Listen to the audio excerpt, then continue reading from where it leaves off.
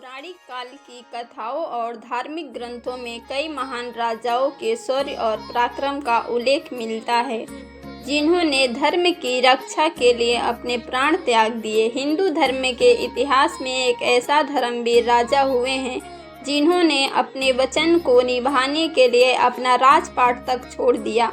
उनका नाम था राजा हरिश्चंद्र। धर्म ग्रंथों में लिखी कथाओं के अनुसार राजा हरिश्चंद्र हमेशा सत्य बोलते थे। उन्होंने अपने जीवन में मरते दम तक कभी झूठ नहीं बोला। अपने सत्यवादी व्यवहार के कारण ही राजा हरिश्चंद्र एक आदर्श राजा बने। राजा हरिश्चंद्र की ख्याति सुनकर स्वयं ऋषि विश्वामित्र ने राजा हरिश्चंद्र की सत्यता की परीक्षा ली। आज इस लेख में हम जानेंगे कि राजा हरिश्चंद्र कौन थे और ऋषि विश्वामित्र ने राजा हरिश्चंद्र की सत्यता की परीक्षा किस प्रकार ली। अयोध्या के राजा त्रिशंकु के पुत्र थे राजा हरिश्चंद्र।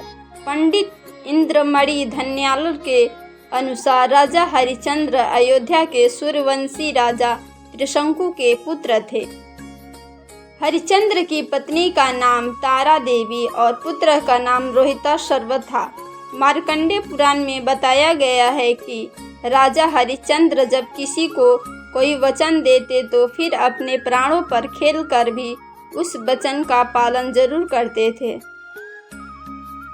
अयोध्या नगरी की प्रजा राजा हरिश्चंद्र को सत्य का देवता कहकर संबोधित करती थी। ऋषि विश्वामित्र ने ली राजा हरिश्चंद्र की वचन की परीक्षा। धर्म ग्रंथों में वर्णित किया कथाओं के अनुसार एक बार स्वर्गलोक में सत्यवादिता पर चर्चा हो रही थी।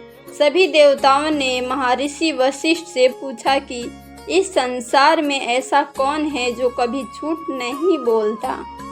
महर्षि वशिष्ठ ने देवताओं को बताया कि इस संसार में राजा हरिश्चंद्र के समान सत्यवादी कोई भी नहीं है।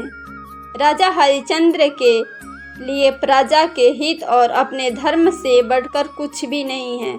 राजा हरिश्चंद्र महान दानी, प्रजा प्रेमी और राजधर्म का पालन करने वाले राजा हैं। यह बात सुनकर ऋषि विश्वामित्र ने राजा हरिश्चंद्र की परीक्षा लेने की सोची।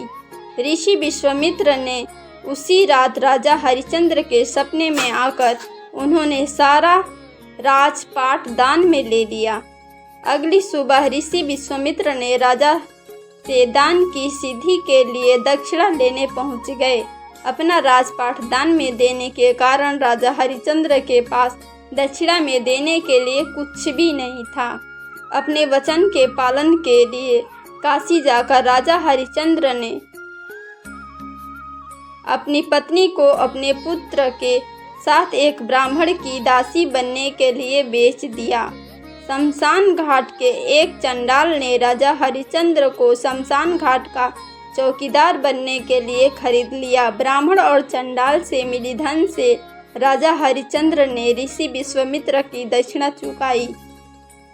थोड़े समय बाद सर्पदंशन के कारण राजा हरिश्चंद्र के पुत्र रोहिताश्व की मृत्यु हो गई और उनकी पत्नी अपने पुत्र की अंतिम संस्कार के लिए उसी की शमशान घाट में गई, जिसकी चौकीदारी राजा हरिश्चंद्र बने थे।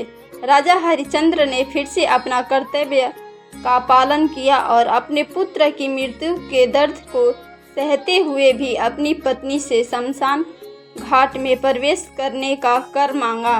राजा हरिश्चंद्र की पत्नी के पास सिर्फ एक साड़ी थी जो उन्होंने पहन रखी थी। उस साड़ी को आधा फाड़कर तारा देवी ने शमशान घाट का कर चुकाना चाहा।